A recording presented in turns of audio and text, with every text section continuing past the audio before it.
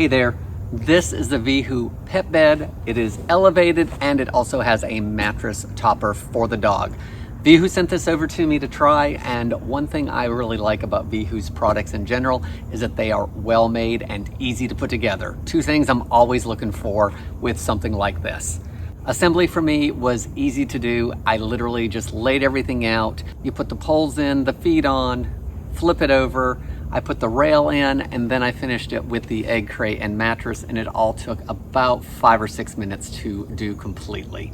Once it's all together, it is elevated to allow airflow, as well as the thick mesh base allows for plenty of airflow to keep the dog cool. The egg crate mattress fits well in the rails that are provided on this bed, and if you don't want to use it on the bed, you can simply take it off for your dog to lie directly on the floor and mattress itself.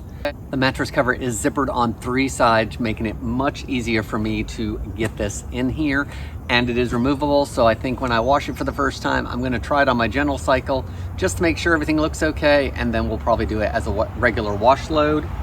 This extra large size gives my dog plenty of room and a little extra just to keep him comfortable. Sturdy, good quality, really like their products.